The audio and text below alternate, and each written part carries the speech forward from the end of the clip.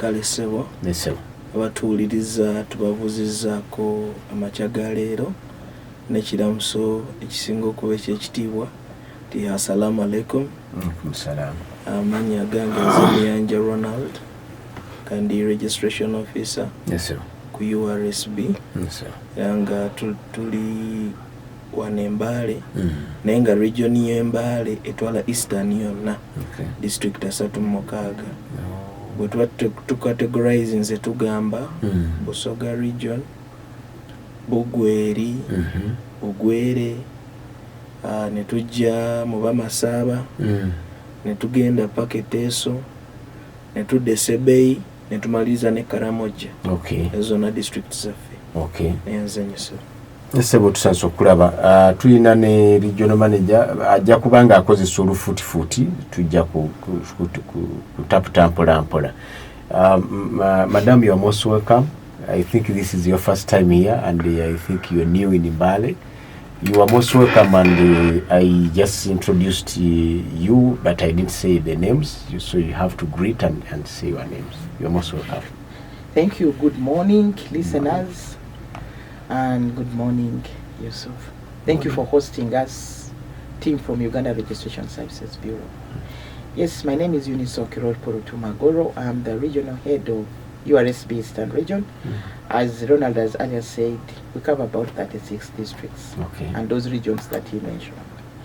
So, what we are here today to create more awareness about URSB, which has always been ongoing in this radio.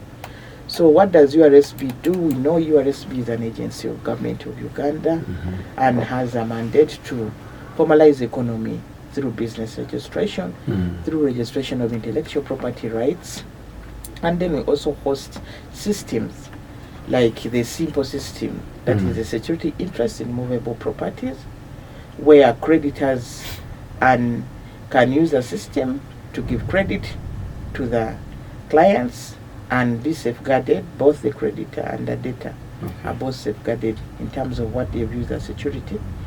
And the key point of the simple system is the simple system uses movable property. If someone can use their household items like chairs, something of value, even your phone, to access credit and use the system. And the person who has used that security cannot use it again to access another credit unless the value is more than what the person has borrowed. So the person whom the next credit that you go to secure a loan from will always be able to check in the system that Eunice already has that security. Eunice or Ronald has security interest in Eunice's one collateral that she has submitted here. So you will be able to now to make a decision who is going to lend her again, whether to lend or no, because he already has an existing credit facility. So when we talk about business register, that is one of the systems that URSB hosts, and we encourage the money lenders to use that system because it safeguards both you, the lender, and the creditor. And another mandate of URSB is business registration, which everyone knows. We are the ones who legalize business entities through registration. That is companies. We have private companies, we have public companies, we have single member companies, and we have foreign companies. So it's URSB that issues the certificate of incorporation and you enter into the National Register of Business of Companies. Then you have business names and also partnerships registered by URSB under the different laws that govern the registrations. So we also have intellectual property. This is protection of creativity, which is intangible form, which has been written down. So intellectual property is about creativity and innovation. The gist of it and the purpose of it is to protect you, the innovator, the creator, that you benefit from your innovation. Yes. So it's URSB that has a mandate to register intellectual property, like trademarks, we have patents, we have copyright and neighboring rights. So the musician, the artists, then the designers also. You can design something, you can design a gown for the university and have it as your design. and protected. Yes. So that is a brief about the mandate of URSB. Okay. Yes. Okay, thank you so much. Ngenda kusaba mwami Muyanja ekintu kino akiddemu akitemeteme mu bigambo by'omukulu byakozesezza nsaba obiddemu otemeteme. Yes, sigenda ku kigaziya nnyo nga bwakigaziyiza naye mu bigambo ebitonotono tugenda kuba tukoonako ku buli kimu kubanga obudde tebuli ku saidi yaffe ate nga abawuliriza baffe sigulo gwe mundi ogusembayo okuba nabo, so buli kimu tujja kujjanga tukikoonangako mpolampola nga bwe tugenda mu maaso. Katandike ne kye basinga okumanya kye bayita ekya business registration.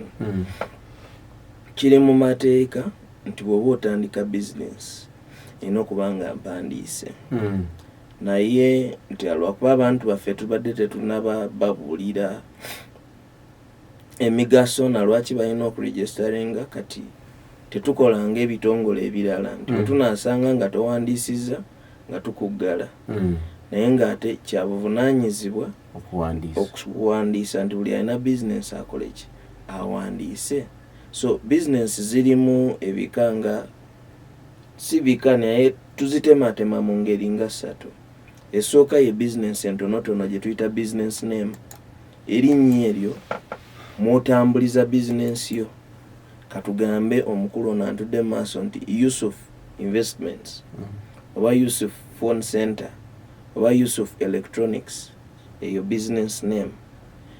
Business name eyo tugiwa olukusa okutambuliza line mu line emu ya business oba omukulu gumu.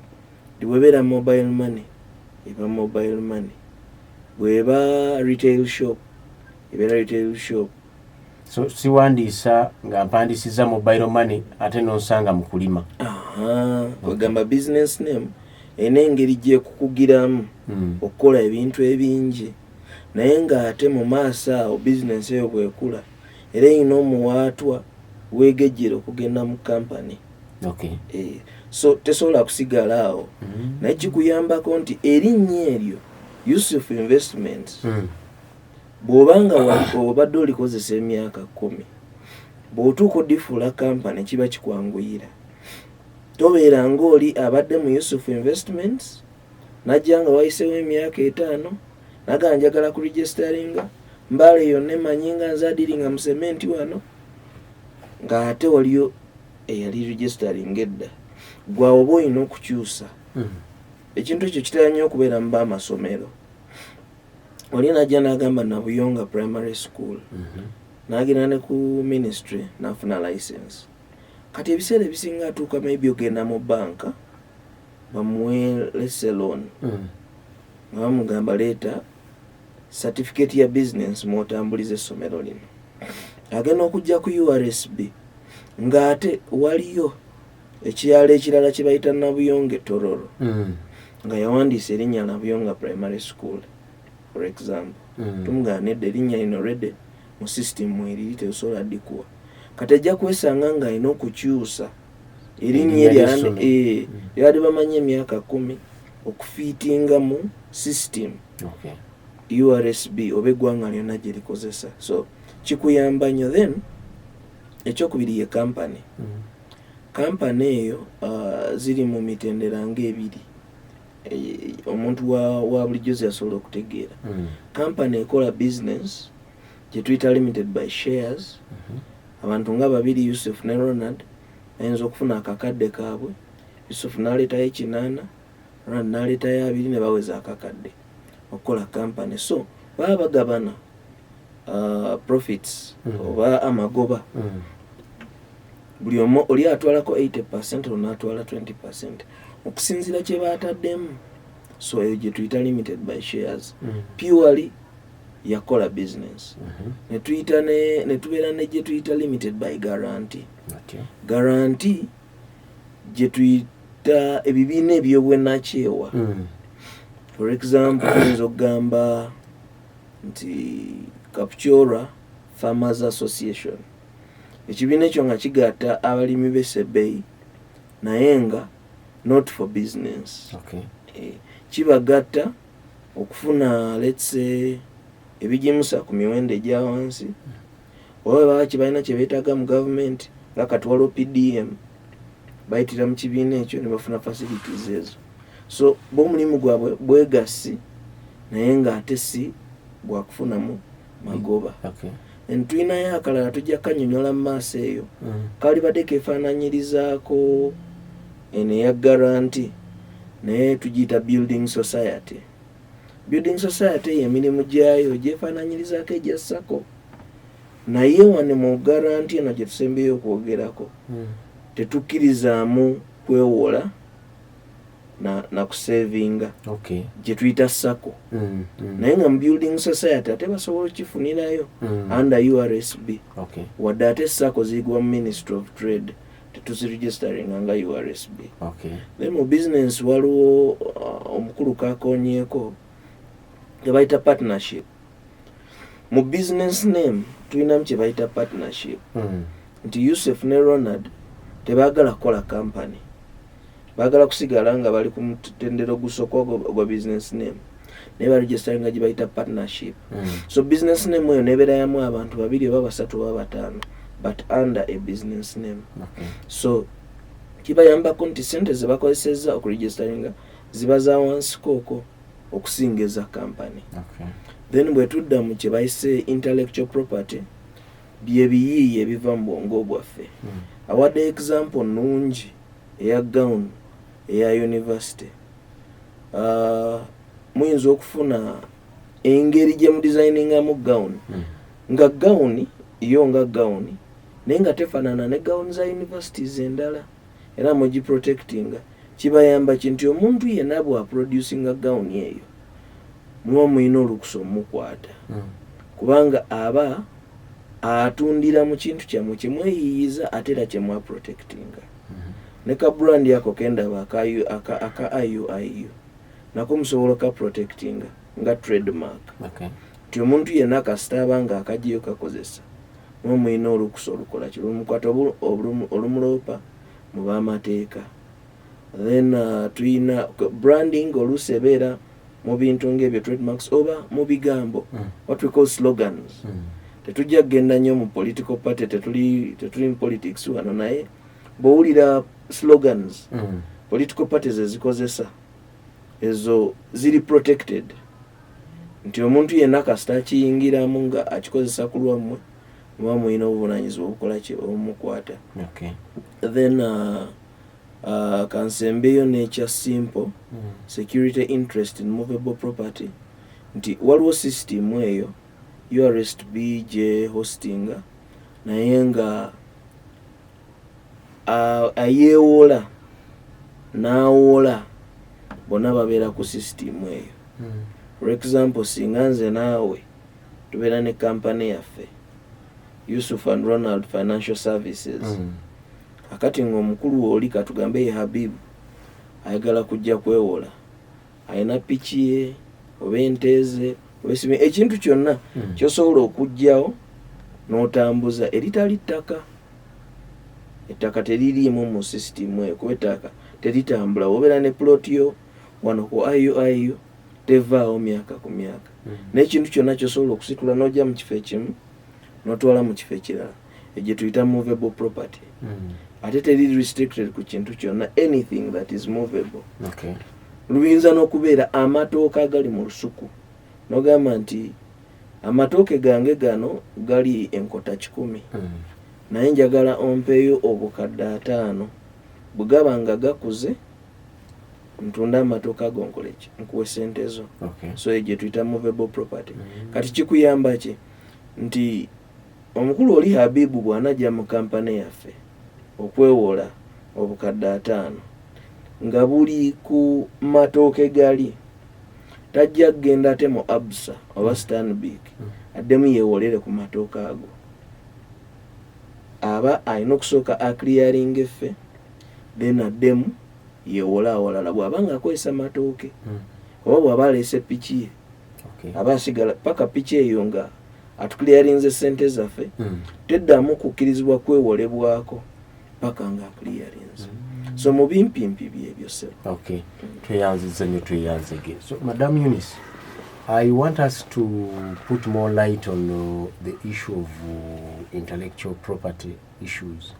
If I have already done my work with the URSB, how is it going to be because you see today the digital kind of world is here, we can't run away from it. Is it going to help me if I put my content on internet? Is it international? How is it working? If I have already secured my copyright, for example, I've registered my item or my product, and if it is used online, let's say, how is it going to be protected? For example, I put something online and then others are not going to be using it. Do you have anything that can protect me online? Because now online is, rather digital is becoming very crazy. Now, we have an enforcement unit for copyright. Okay. We have an enforcement unit with URSB. When your work is when you have a copyright over your work, you can report your matter if you have that certificate. Okay. But remember, copyright is whether you've registered it or not registered, it's your copyright. Okay. So you can move to police or through an enforcement unit. Okay. That my copyright has been what? Oh, infringed. okay. Yes. So the certificate is to confirm that The this ownership, is the owner. The owner of this work. Okay. Yes. Okay. Yes. Okay. If you prove ownership that you are the owner, then you have rights. You have a remedy. You can go to an enforcement or to courts of law. Okay. Yes. Okay. Tweyanziza nnyo tweyanzige. Simanyi oba oyinza okukiddamu. Nsobola okiddamu naye nga naligambye nga nkiyitamu ebbali katono.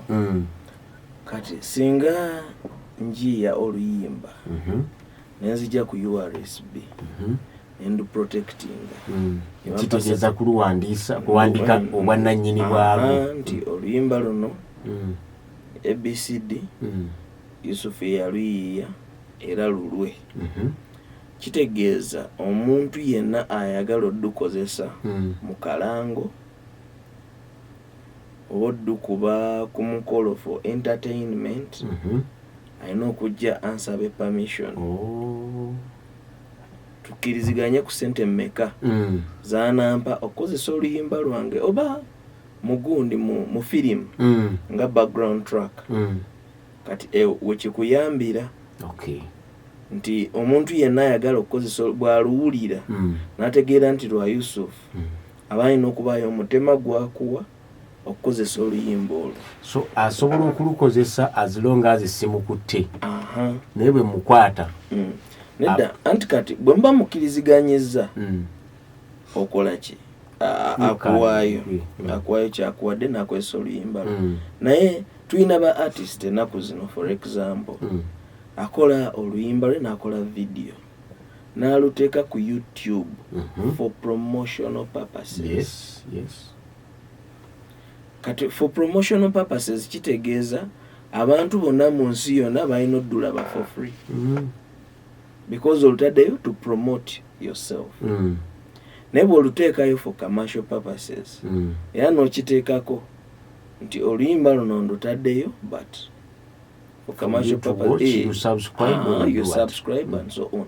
Kati omuntu yenna bw'ajjayo oluyimba olwo nga takwebuzizzaako then awo copyright enforcement weeyingiriramu. Naye gwe bw'oluteekayo nga content weeyimusa ogende ku ddaala eddala then akitegeeza awadde abantu bonna permission bakole ki balulabe era balwenjoyinge baludalunengene ku simu zaabwe. Kakati usually abaagala okukola content bwatyo especially katugende ku bibiri copyright emirundi ebiri erimu literature obutabo oba music.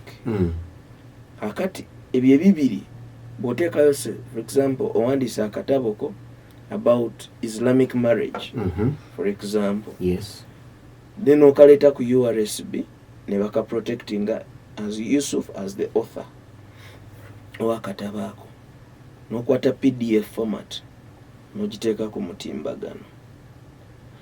Usually kye bakola kwe kuteekamu koodi nti buli oyagala okudownloadinga akatabo ako system ejja kusaba payment methods eziri wansi awo, either pay through mobile money oba visa card, ebintu ntibwebityo. Kati mulimu abagezi nga bw'ogambye ku mutimbagano ngezo system azibypassinga n'akafuna nga tasasudde. Awo enforcement weekola ki? Weeyingirirawo n'ogamba akatabo kano wakafunye otya, oba oluusi ayinza okukajjayo naye tulina kye tuyita reproducing. Kati enfunye akatabo n'akakubamu kopi. Kati omuntu yenna akuba mu katabo ko kopi ayina okukuwa kuki ku ssente, era bw'omusanga nga ayina wabutadde awo enforcement weekola ki? Weeyingiriramu. Naye ekyo kisoboka nga omaze kubanga naawe okakasa obwannannyini. Olina okukakasa obwannannyini. Kati omukulu kyabadde agezaako okugamba nti nyinza akatabo nkawandiika mu butuufu kaba kange, naye obuzibu bwe bujjira nga sigenze ku URSB oba mu gavumenti kolaki kusecuringa katabo ako nti kange. Kakati singa nkwata akatabo ka Yusuf nenkyusa just author nempandika Ronald is the author, nze nenkusooka ku URSB nenkateekayo nga nze, kaba kafuuse kange.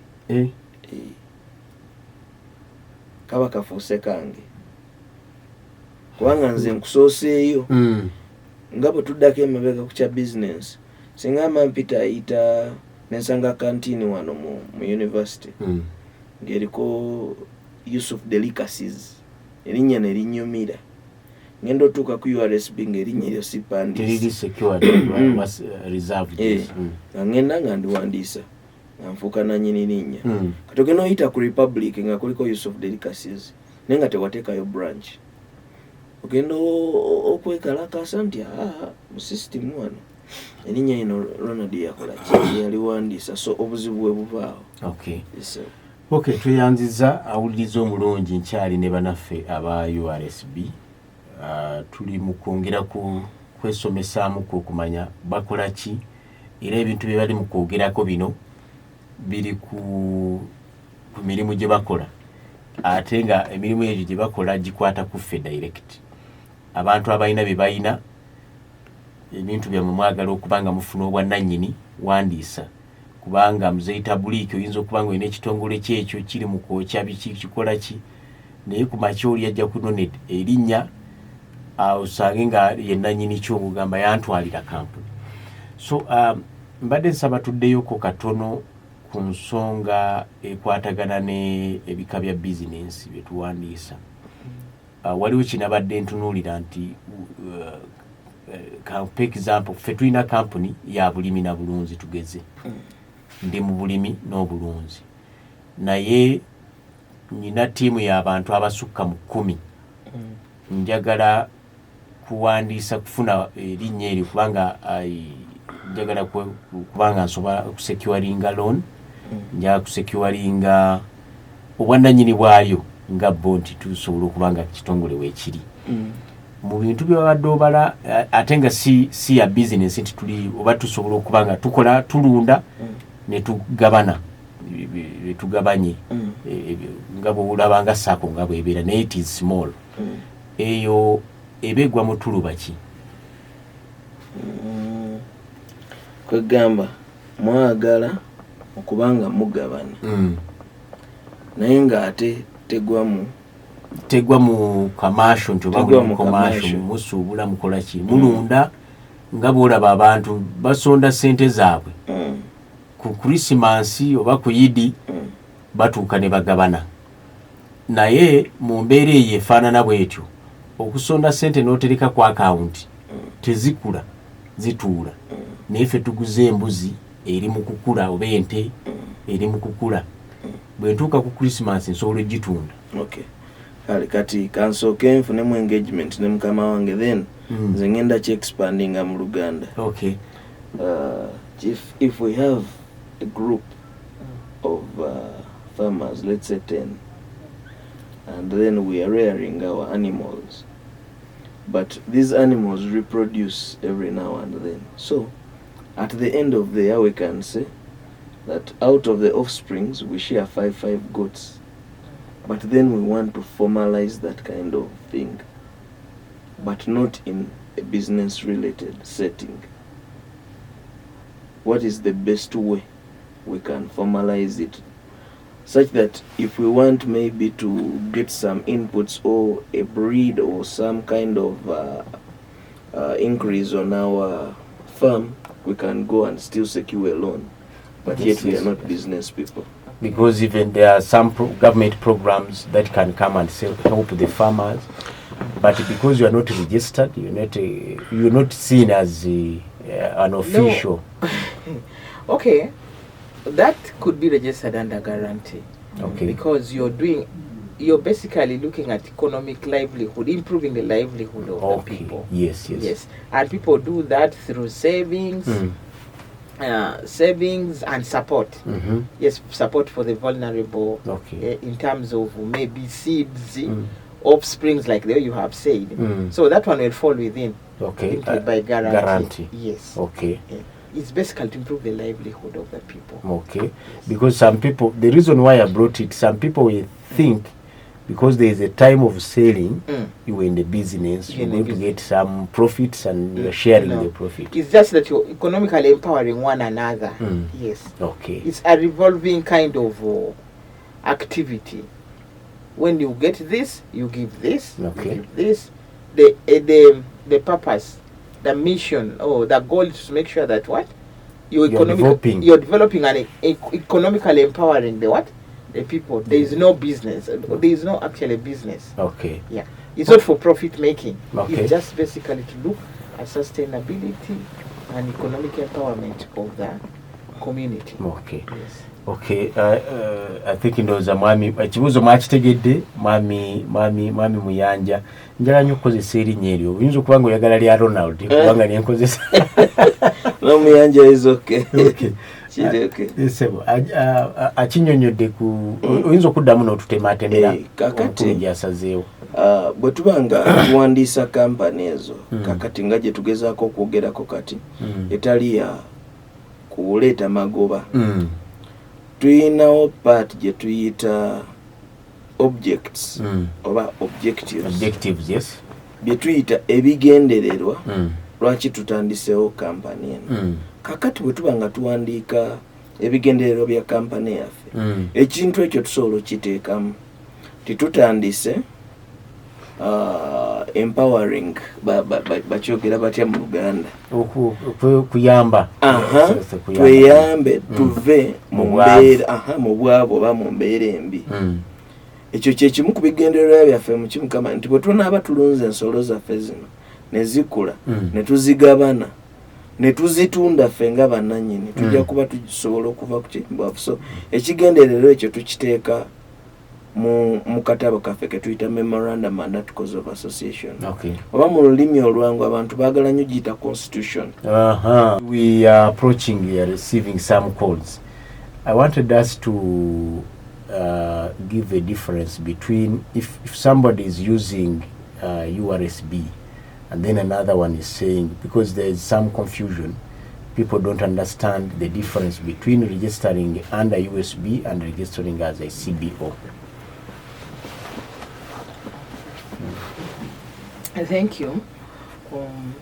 URSB is existing as through an act of parliament, and the functions of the mandate of URSB are spelled out in the URSB Act.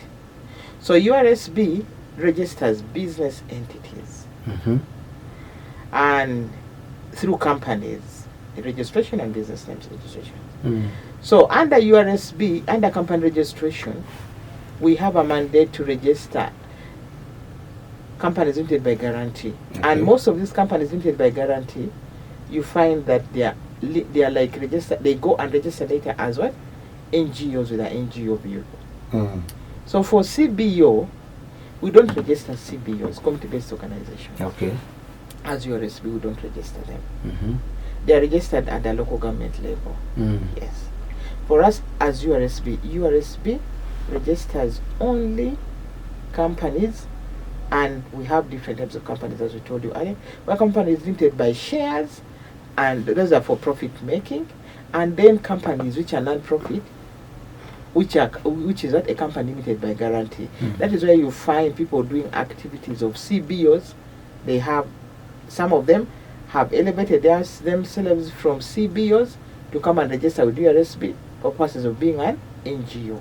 So it is possible for me to start as a CBO, and then I can go ahead and register as a company limited by guarantee and be an NGO at the NGO Bureau. Okay. Yes. What are some of the qualifications that you feel like this person is no longer now belonging to a CBO? Now, we cannot have parameters for that, but we just look at your objectives. What are your objectives? Okay. If you're saying you're a CBO, CBO should be having activities related to charity, yes, economic empowerment without profit making, okay, yes. So when you come and say we have been working as a CBO in this village, but we want to elevate our status, expand, yes. So we tell you you're going to register as a, we look at your objectives. Okay. You find that the objectives are leaning towards company limited by guarantee. Then you advise them, please, one company limited by guarantee. After registering that, you are registering without not profit making. So if you want to be a local NGO, if you go to NGO Bureau to get a certificate there, you must first register with URSB. That's the provision of that. Okay. Yes. So you first register as URSB company limited by guarantee, then go to the NGO Bureau and operate as an NGO. Okay. There are some people who has a phobia. They feel like if they register with the URSB, it is a way of getting them into being taxed. And they fear that. Very many people fear to register because they know if I register, now I've opened the doors for tax people. For tax people. Yes. I don't think that is true really, because when we right now go to any, even we can go to Republic Street or any place right now, you find that whether you have a certificate of registration of incorporation from URSB, but you already have an assessment from URA that you are supposed to pay. It's an obligation for everyone doing business. Okay. To what? To pay taxes. Okay. So whether you're registered or no, the tax you will still be taxed, or you'll be assessed, yes, for taxes. Okay. Unless you're not a profit-making body. Okay. Yes. Tuyanziza mwami muyanja ojja mubuuzizaako ku kya CBO versus URSB then kakati ekintu kya CBO nga bw'okiwulira it is community based ate era kisigala ku local government. Local government obuyinza bwayo bukoma mu district weeri. So CBO oyo bw'ebeera Mbale oba Manafa oba Namisindwa kitegeeza tesukka Namisindwa. Oba oli Mbale tetukusanga Butaleji. Eyo CBO. Then bw'oregisteringa ne URSB atugambe Empowering the Girl Child Initiative Namisindwa. Naye n'owulira ng'olina obusobozi obugende Butalejja oba obugende Soroti okole service y'emu, then awo olina kujja mu URSB kubanga URSB tugiyita nationwide registration. Nti ya Uganda yonna. Okay. Ya Uganda yonna. So bw'oteeka branch Karamoja Empowering the Girl Child oba okkirizibwa. Naye webeera CBO tesuka district wokola ki woli. Okay.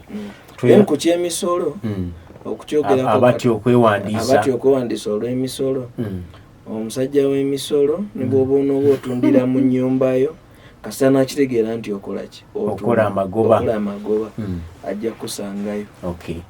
Naye mandate ya URSB gwaffe gwa kuwandiisa ogwa URA kunoonya misolo. Abantu kye batya nti bw'ojja ku URSB tugenda kusaba ssente za registration okuwandiisa si musolo ogw'okuwandiisa. Ssente za kuwandiisa naye si musolo gwa kuwandiisa. Ekyemisolo kya URA na local government. Tweyanziza omulundi oguddako ndowooza abakulu bano bajja kututematemera nga tutandika kimu ku kimu. Bwe mba nzize kuwandiisa limited by guarantee biki bye neetaaga, bwe mba ndi ku copyright kiki bye neetaagisa. Olw'obudde tuyinza obutabikwatako leero, naye nsuubira nti tujja kufunayo ku akadde akalala bajje oba olwokusatu olujja tukwate kimu ku kimu paka lwe tunaabimalayo inshaallah. Kale kaakati njagala kufuna ku masimu waliwo kye tutakonyeeko. Is there anything that we have not talked about? We had prepared it but I had not asked about it. If you have it, you can put it out and before we go for our callers. Okay, what we would like to tell the listeners is URSB services are all online. They are all online and then you can access at the confines of your comforts. Okay. Yes. Okay. However, those ones who may not be able to, okay, some people may need to have a hands-on.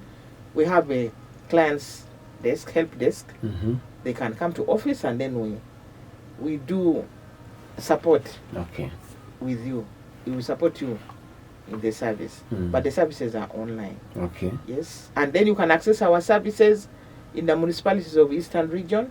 There is a staff there, and our regional office is in Ministry of Justice building behind High Court. So that's where you can find us. Okay. Yes. Thank you so much. Just mbadde nange njagala kwongera ku kya location nti office za URSB entongole because tusanze abantu bangi nga balina gye bakolera nga bagamba bakola naffe. Okay. Office za URSB entongole ziri ku kizimbe ekya Ministry of Justice emabega wa High Court. Mu kizimbe ekyo mwennyini mu Justice musanga office ya URSB. Okay. Ate bw'oba oyingidde mu kizimbe ekyo funo kubanga jukira it is Ministry of Justice, mulimu Administrator General, Solicitor General n'abalala. Okay. Buuza ba officer ba URSB batuddewa basobole okugaidinga mu kintu kubanga oyinza osanga omuntu akyadde obukyazi ku kizimbe naga nsobola okuyamba okuregisteringa naye nga naye mugenyi nga ggwe. Okay. Okay, so tweyanziza alina kye weetaaga okubuuza ku bya URSB osobola okubuuza kaakano ku byokwewandiisa ku buli kimu kyonna kye weetaaga okubanga omanya. Line nzigule eza studio not 75M 93M 93M oba not 773 97 2 9 bw'oba olina ekibuuzo kyonna tugenda kubanga abakulu bano bajja kukikuddamu. Abaagala okwewandiisa, abaagala okumanya ebikwata ku kitongole kino ojja kukifuna obanga obuuziza. Halo. Assalamu alaikum wa rahmatullahi wa barakatuh. Wa alaikum assalam wa rahmatullahi wa barakatuh. Esebo. Bali kusaliza bakulu abo. Muganda wange kisooka nti ekisooka kataganya era olukitija misolo. Ng'ovudde ku ekyo ekyokubiri. Abakulu abo batulamula batya singa nkoze omwaka ogumu ne guyita oluusi nga kisasudde musolo kyokka ng'ate ndi registered. Ekyo kyekibuuzo kyange njagala okumpa bulamu awo. Okay. Assalamualaikum. Waalaikum assalam warahmatullahi. Operating omwaka naye emisolo tasasudde. Kati nno ssebo abakulu bajja kuddamu ekibuuzo kyo tulabe kinaaba kiddako. Okay, sorry. Okay, osobola okuddamu n'okuba okutuseeko sikufunye. Omulala asobola okuyitirako awo n'akuba n'ayita ku noti 75M 93M 93M ane 773 97 2 9 bw'oba olina ky'oyagala okubuuza ekikwatagana ne URSB bajja kubanga bakikunnyonnyola inshallah. Naye obutatwala budde tujja kubanga bw'obuuza nga bakuddamu nga tugendera awo. Ayagala kubuuza bw'amala operating omwaka mulamba ali registered naye tasasula musolo. Ati omusolo gwa mirundi ebiri gwaffe si musolo naye waliwo ssente bw'oba nga oregisterinze zosasula. For example company eya guarantee wayitawo omwaka gumu ng'ekola esasula gye tuyita annual return ya $3.5. Then bw'ebeera ya profit making ya shares esasula $5.5. So bw'oyisaawo emyaka 2 nga tuba shares kitegeeza bw'onojja tugenda kusaba $11,000. Bw'obeera wa guarantee tujja kusaba $7,000 after 2 years. So kitegeeza nti bwe neewandiisa ninayo returns zenina okukola. Return eyo naye ya URSB eri constant, sente tezeeyongerako. Si assessment nga mu URA titujja kujja tugambe okoledde ebbanga bweri tutuwa omusolo gwa sente bweziti. Eno jjo just eringa report. Is it possible nti omuntu asobola okusasula annual buli mwaka okuyitawo? Gw'osasula okusasula mwaka si mwezi? Osasula mwaka. Omwaka ku guarantee $3.5, ku shares $5.5. Ate sente ezo zisoboka nti ne bw'oba tokozeeyo ggoba wadde n'erimu mu mwaka mulamba tosobola bulwa $5.5 ojje updating kampani eyo, oba $3 ojje updating kampani eyo. Naye kireeta obuzibu nti omuntu ayisaawo emyaka 10. What happens? Sente ezo olina ozisasula kubanga kampani eyo bw'otagikolera annual return eyo registrar baagijjako ku system. Kale katulabe waliwo abadde akuba naye tubadde tukyayogera kamufune. Halo. Wa alaikum assalam wa rahmatullahi wa barakatuh. Yes.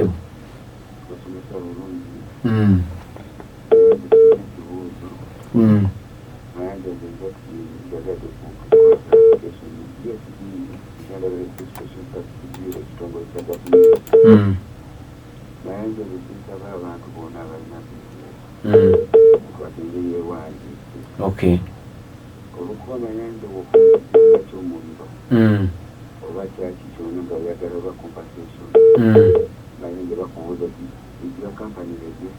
Okay.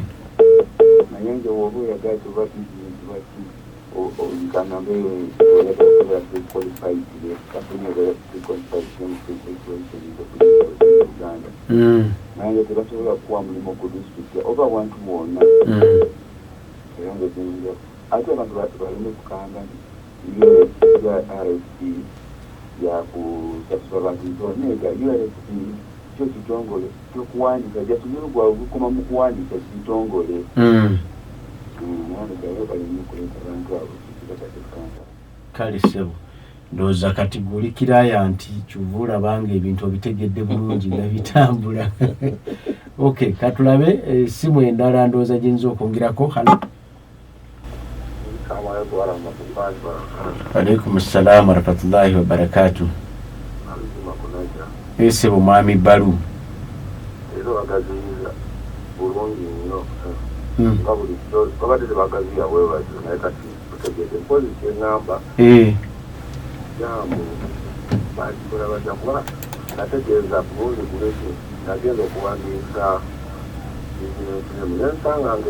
Elinya yange balikozesa era genda okutuuka okumbuulira ekyo nga nkumbye wiki namba ngenda nkomaawo tokireetera abantu abamu obunafu kati okuddayo mpandiise kituuse era kyantwalira ebbanga kati nensopinga so ekintu kyajaamu kya traffic okwegamba omaze obudde jamu ekyo bakirenzo ntimu nzisemba mbuulire ngenda kujja kuba ndi weninga okuwandiika. Okay.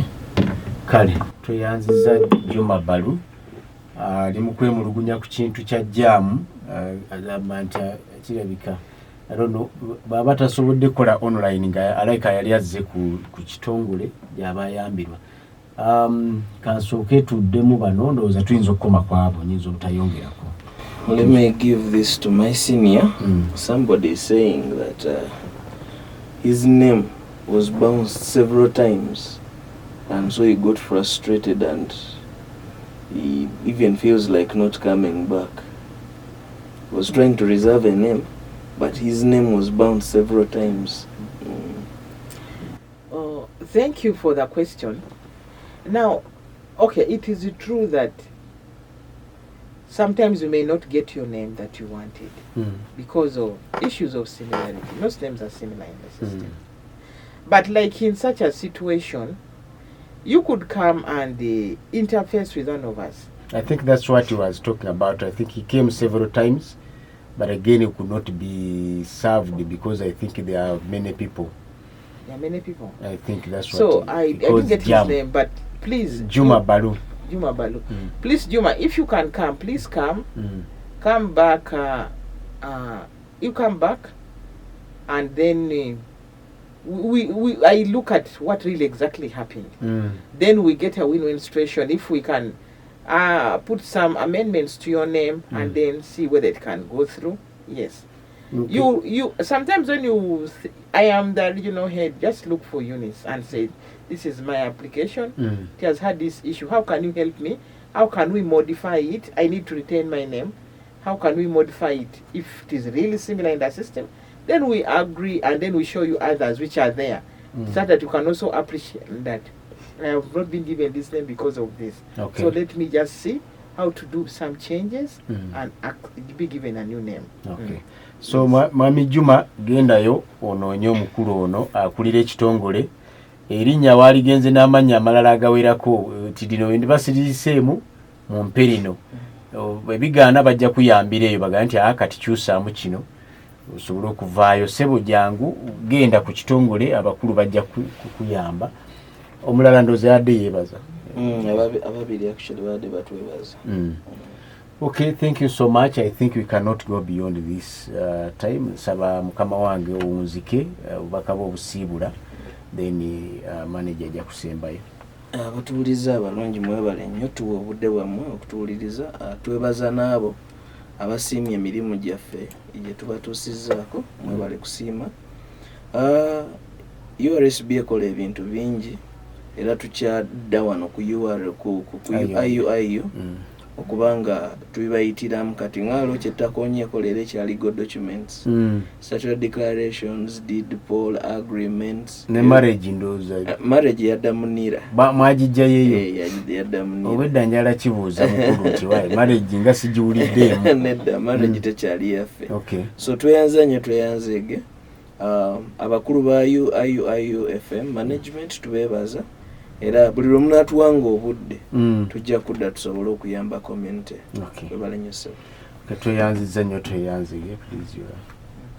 Thank you very much, Yusuf, and I would like to send my appreciation to the management of IUIU and all the listeners who have been listening to the program. Thank you for appreciating us. I have also heard you have appreciated the services of URSB. We look forward to doing better and being an excellent center for registration services. Please come and get the services. If you're not able to do online, please, we have a help desk. Just come and ask for URSB staff and the URSB office. We are there to serve you.